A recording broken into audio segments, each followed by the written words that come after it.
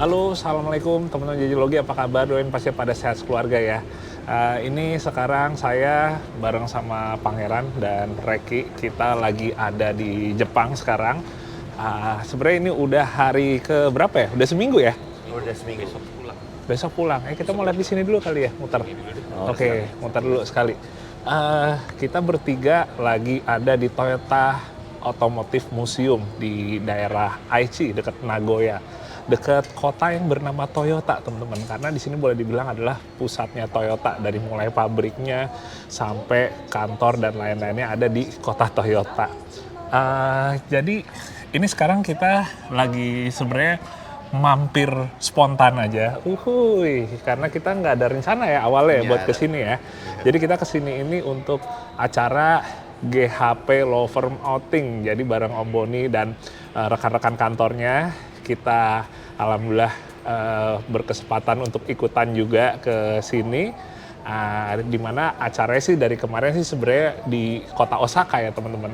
Jadi ini justru udah tinggal beberapa hari terakhir sebelum kita balik, saya, Reki, dan Pangeran kita akhirnya menyempatkan untuk ke Toyota Automotive Museum. Mungkin di bagian sini cepet aja, pengen ngelihatnya lebih ke mobil-mobil yang lebih modern ya teman-teman. Tapi setidaknya sih di sini sebenarnya walaupun buat saya juga nggak terlalu paham ya kalau mobil yang era-era di awal 1900-an gini, tapi koleksinya luar biasa sih. Secara kondisinya, secara line up-nya, lengkapnya, dan emang nggak cuma Toyota aja ya, kayak misalnya ini Chevrolet nih. Karena di museum ini dia itu memperlihatkan sejarah otomotif ya, mobil secara keseluruhan. Jadi nggak cuma Toyota aja, kayak misalnya ini Cadillac, ini Benz. Ada Lancaster tadi yang pojok. Oh, yang itu ya. Asik banget. Oke, kita sambil muter lagi teman-teman. Di area yang sini teman-teman, ini mobil yang udah lebih modern. Sepertinya tahun-tahun 1930-an ya. Wih, ini cakep banget. Ini apa nih? Ini Tatra. Tatra. Ceko nih kalau nggak salah. Lucu ya lampunya ya. Ada lampu ketiga gini kayak hidung. Dari mana bang ini? Katanya sih Ceko. Ceko. Konon katanya Konon inspirasinya katanya Volkswagen Beetle. inspirasinya VW Polo. Inspirasinya kemungkinan dari ini ya. Rumor. Asik sih ya teman-teman. Ini Oldsmobile. Ada lagi di sebelah sini Peugeot 402. Asik. Kalau ngingat era-era 1930-an gini, salah satu yang teringat dari saya film seperti misalnya apa ya, Godfather gitu ya. Asik banget. Geser lagi bagian sini, ini udah lebih modern lagi. Kalau tadi 1930-an, 1940-an, yang ini udah lebih modern ya. Sepertinya udah 50-an ya. 300 SL Coupe, ih sedap banget. Hihi, interiornya cakep banget teman-teman. Sini juga ada Jaguar nih ya. Jaguar. Asik. Oh, ini era yang di sini nih era yang setelah Perang Dunia Kedua. Toyopet. Unik juga nih. Ada Saab. Yang ini Kaiser Frazer. Lucu warnanya. Oh, yang mungkin beda sendiri di bagian sini. Nah, ada apa nih teman-teman? Sebuah Ford model GPW. Cikal bakal dari Jeep Willys ya, yang mana sekarang akhirnya berlanjut terus menjadi salah satu 4x4 yang legendaris yang bertahan sampai sekarang. Udah ada generasi JL, tapi ya ini boleh dibilang buyutnya teman-teman. Asik banget.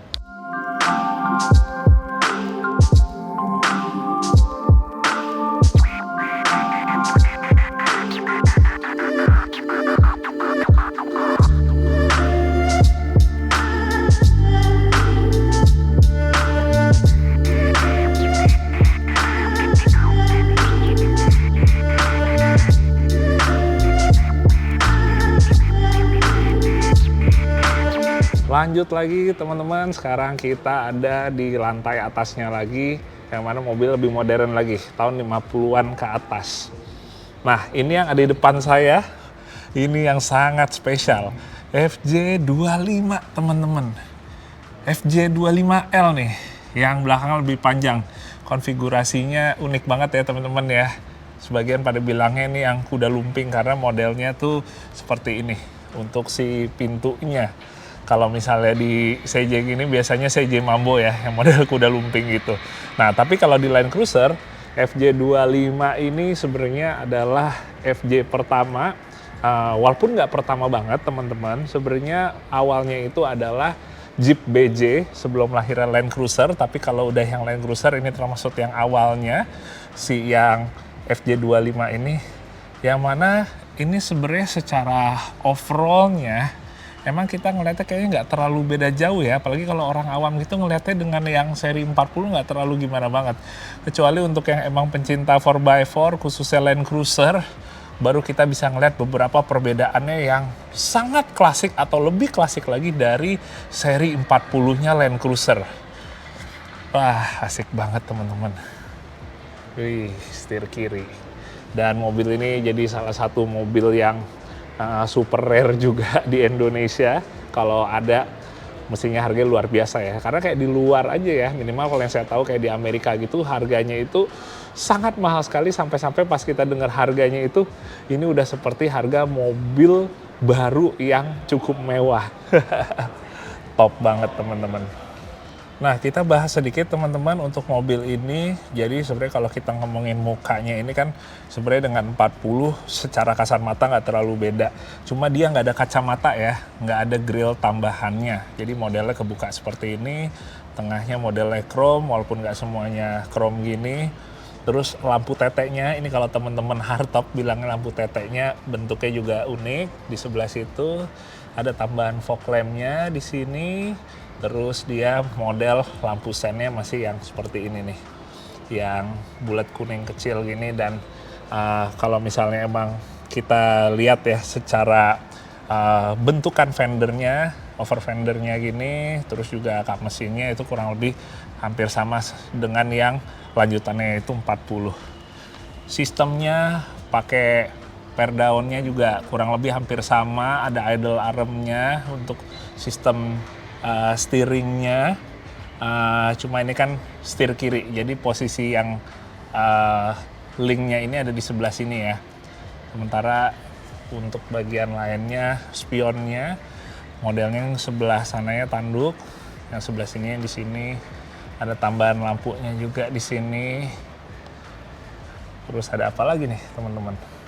Ini buat apa ya kira-kira ya? Buat bendera atau apa ya kira-kira? Yang pasti unik dan sangat menarik. Ini lanjut lagi di bagian sini teman-teman, ada merek-merek mobil yang mungkin sekarang udah nggak lumrah kita lihatnya berbentuk sedan ya. Kayak misalnya ini ada Isuzu Hillman Minx, model PH 300 dari tahun 1960. Sebelahnya ada Hino Renault model PA 62. Ini dari tahun 62 teman-teman. Kalau zaman sekarang bisa kita ada jokes, lo naik apa? Naik tank gitu kan. Padahal maksudnya mobil tank ya, bukan tank buat perang beneran. Sama kayak kalau kita misalnya pakai ini, kita bisa bilang, lo naik apa kesini? Naik Hino. Buset, emang muat. Padahal mobil kutu gini. Geser lagi teman-teman, semakin kesini udah menuju ke tahun 70-an, udah makin banyak yang kita lebih mengenalnya ya secara orang umum gitu. Mazda Familia, ada Datsun Sunny, ada Corolla yang masih KE10 nih, cakep-cakep. Ini yang di bagian sini ada kumpulan mobil-mobil yang nggak kalah kutunya juga, kecil banget ukurannya. Dari mulai Mazda Carol di sini, ada Suzuki Fronte, sebelahnya lagi Honda N360. Dan satu lagi Datsun Fairlady ini. Cakep, semuanya dari tahun 60-an. Masih ada lagi Honda yang S500 dan ada Daihatsu Compact No Spider. Lucu-lucu ya. Nah, sekarang yang ada di samping saya, ini ada Toyota 2000 GT. Ini adalah salah satu model Toyota yang boleh dibilang paling legendaris juga, paling spesial juga. Kita nggak ngomongin harganya aja ya, tapi sejarahnya, gimana awalnya ini mobil kalau nggak salah kerjasama dia dengan Yamaha, dan menghasilkan mobil yang boleh dibilang sangat grande ya, secara historis, secara perjalanannya cakep banget teman-teman. Tapi nggak cuma ini aja di sini yang boleh dibilang wah ya, karena kalau misalnya kita udah di sini rasanya semuanya juga punya histori masing-masing yang nggak kalah luar biasanya. Termasuk Ford Mustang ini nih, asik banget. Ini adalah Ford Mustang yang mungkin pernah teman-teman lihat, kayak misalnya di film Ford versus Ferrari. Jadi itu dia, nggak cuma mobil-mobil Jepang aja yang wahnya, tapi juga mobil Amerika dan juga Eropa. Asik ya, gayanya kelihatan banget nih, masuk-masuk era 80-an. Ferrari apa ya, suka nggak hafal namanya nih, 512 BB. Hihi, cakep, bikin puyeng semua yang ada di sini. Lanjut lagi teman-teman, udah mulai masuk ke era 80-90-an. Ada Mercedes-Benz 560 SEL sini. Nah, kita geser dulu ke seberang. Ini ada yang nggak kalah spesial, sebuah Audi Quattro. Wah, ini dia salah satu mobil yang juga sangat legend, apalagi kalau kita ngomong untuk di dunia rally ya teman-teman ya. Dimana Quattro ini adalah nama yang kalau diartikan itu adalah 4 di Itali, yang mana mengasih tauin bahwa dia sistem penggeraknya adalah 4 roda. Nah, kalau ngomongin Quattro berarti kita ngomongin nih sebenarnya era 80-an ya. Era yang mana waktu itu Audi Quattro ini di rally ini lagi sengit-sengitnya mereka bertarung dengan salah satunya adalah Lancia Delta. Wah, emang kalau mikirin kayak rally era-era 80-an dan 90-an juga tuh benar-benar jadi zaman keemasan ya. Dimana maksudnya mobilnya oke banget, punya nilai sejarah, tapi nggak segitu canggih atau belum segitu canggihnya. Jadi kayak benar-benar drivernya tuh kelihatan banget ya, si skillnya itu diuji banget. Ini salah satu era rally yang saya suka. Bagian sini ada deretan mobil-mobil yang juga sangat familiar dan banyak disukai orang-orang Indonesia ya. Kayak misalnya ini ada AE86, tapi dia modelnya bukan yang lampu flop gitu, jadi yang seperti ini yang Levinnya ya, bukan yang Trueno-nya teman-teman.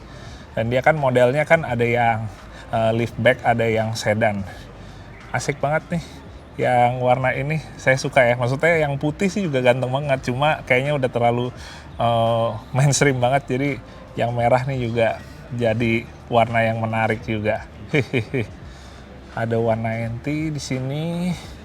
Ada Skyline GTR yang BNR 32.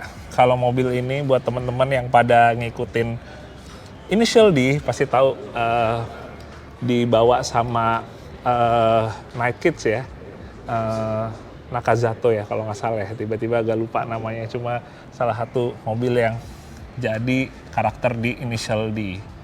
Wah, ini yang sebelah sini ada Roadster. Ini apa ya? Ini Yunos. Hihihi. Lucu juga teman-teman. Nah, ada satu mobil yang cukup spesial buat saya di sini. Lagi-lagi udah pasti 4x4, udah ketebak banget ya. Kita geser dulu. Ini di sini ada bukan Toyota tapi ini Lexus RX 300 teman-teman, tahun 2000. Ada Toyota Celsior. Terus di sebelah sini ada Toyota Estima. Nah, ini yang saya suka teman-teman. Sebuah Toyota Hilux Surf Gen 1, generasi pertama. Di mana Hilux Surf ini buat teman-teman yang belum tahu, dia itu sebenarnya ya boleh dibilang adalah jelmaan SUV dari sebuah Hilux. Kalau untuk di Hilux-nya saat Hilux Surf keluar ini dia udah yang generasi keempat ya kalau nggak salah ya. Di saat generasi keempat Hilux barulah keluar generasi pertama Hilux Surf ini. Salah satu ciri-ciri yang pertama, dia di bagian belakangnya itu masih apa namanya, pakai bahan yang fiber gitu teman-teman.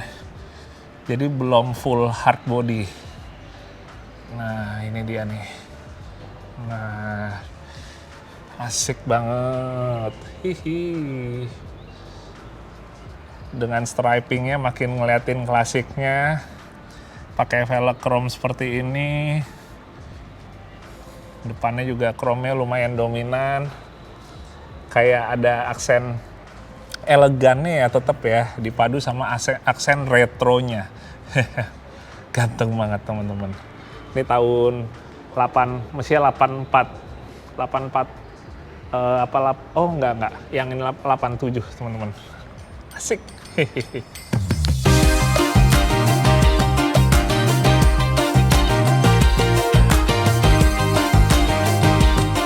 Nah, sekarang teman-teman kita pindah ke gedung sebelahnya, Cultural Gallery. Wah, di sini lebih banyak lagi mobil-mobilnya yang unik dan spesial. Yang pasti bikin fokusnya gagal kedua mobil yang ada di sini. Wah, akhirnya ngeliat langsung juga teman-teman. Ini adalah Toyota Bandeirante. Ya, ini sebenarnya adalah Toyota Land Cruiser yang dibikin di Brazil. Dimana kalau di Brazil itu dinamakannya, ini kadang-kadang agak susah baca ya, Bandeirante. Yang uniknya sekilas adalah bagian depannya untuk grillnya lebih kayak apa teman-teman? Kayak grillnya Kijang kotak ya, iya nggak sih? Sisanya ya kurang lebih hampir sama walaupun detail-detailnya juga tetap ada yang berbeda ya teman-teman ya. Dari mulai kayak atapnya atau lampu sennya dan lain-lain. Tapi yang paling membedakan adalah grillnya. Mukanya jadi kelihatan banget dengan Land Cruiser.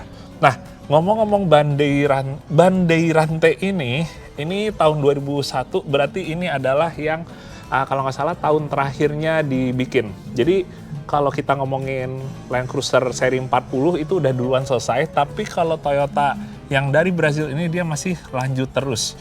Ini tahun terakhirnya, tipenya ini berarti kalau nggak salah BJ50 dengan mesin Toyota 14B. Karena kalau ngomongin Toyota Bandeirante ini dia ada yang mesinnya itu menggunakan mesin Mercy. Tapi kalau yang ini dia menggunakan mesin Toyota nih. Tahun terakhirnya si Toyota ini. Asik banget ya teman-teman ya. Saya nggak bisa masuk tapi udah senang banget bisa ketemu langsung. Nah, sementara yang di sebelahnya, kalau ini sepertinya udah sangat familiar ya untuk di pasar Indonesia, walaupun yang ini sebenarnya bukan yang spek yang masuk Indonesia ya. Ini Hilux Vigo yang 3000 atau yang menggunakan mesin 1KD. Mesin yang juga sangat favorit untuk dipakai mau balap off-road, mau drag dan lain-lain. Ini dia primadonanya. Saya sendiri pun kepengen banget sekarang masih pengen punya juga Hilux Vigo yang 3000 gini. Tapi yang ada di sini ini kondisinya luar biasa ya. Hitungannya kayak dari baru aja nih udah dijaga di museum ini. Hehehe. Sedap. Lanjut lagi. Oh, ini ada apa nih di sini nih? Dibungkus semua ini mobilnya.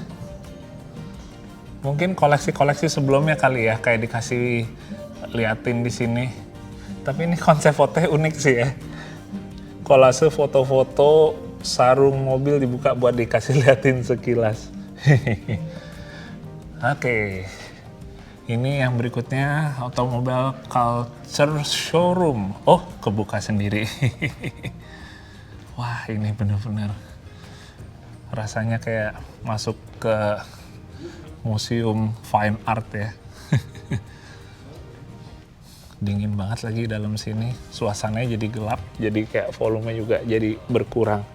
Cuma yang jelas di sini kita bisa ngelihat segala macam diecast. Ini eranya berdasarkan tahun itu 1920, ini 1930, mulai masuk tahun 40-an di sini teman-teman, dan terus lanjut sampai ke sana. Wah, ini diecast yang ukuran lebih besar nih. Ini ukuran segini berapa ya scale bang? Ini kayaknya ada 18, ada yang 64, ada yang 32. Tapi ingat ini museum ya. Jadi jangan lo niat berapa ya. Oh iya. Termasuk kayak ini ya. Ini Termasuk ini. nggak dijual ya. Jangan. Oh, Kita yang iya. bayarin suruh tinggal di sini. Aduh, ini lucu banget nih halusnya nih. Bikin puyeng ya di dalam sini.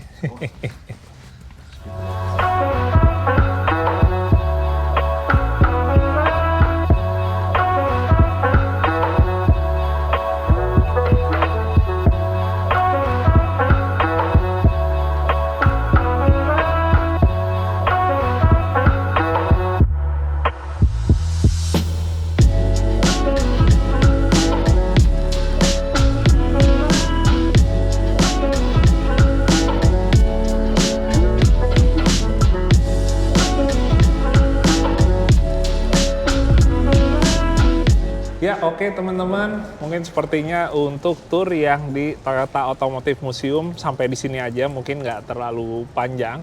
Tapi mau cerita sedikit, jadi sebenarnya saya, Pangeran dan juga Reki itu sebenarnya kita ke kota Toyota ini di dekat kota Nagoya ini sebenarnya adalah untuk ketemu dengan pembalap Dakar dari Jepang yaitu Akira Miura. Mungkin sebagian dari teman-teman udah pada tahu Akira Miura itu yang tergabung ke dalam tim Toyota Autobody yang menggunakan LC300 di Dakar. Jadi kemarin pas Dakar itu kan pertama kali saya ketemu, abis itu kita kontakan dan pas tahu lagi ada di Jepang ini diajak untuk ke kotanya, dimana dia juga ngajakin untuk ngeliat nih Land Cruiser 300-nya dia, jadi diajak main ke bengkelnya. Tapi kemarin semalam itu mendadak dia minta maaf karena dia harus ke kota Nagoya untuk meeting, jadi dia nggak bisa ketemuannya di bengkel, jadi ketemunya mungkin kita di sekitaran stasiun nanti karena dia juga ada kerjaan dadakan. Dia minta maaf bener, wah bener-bener seperti gimana orang Jepang yang sopan gitu ya teman-teman ya, malah jadi saya dan teman-teman yang nggak enak yang kayak udah nggak apa-apa, santai-santai aman, kita tetap nyamperin ke sini tapi ketemuan nanti sore. Nah ini kan pagi ini udah ke Toyota Automobile Museum. Kira-kira abis ini kemana kita lihat aja ya di video berikutnya. Yang pasti semoga nggak kalah seru sampai nanti sore baru saya ketemuan dengan Akira Miura. Oke, terima kasih yang udah nonton ya teman-teman. Sehat-sehat buat kalian semua. Dadah, assalamualaikum.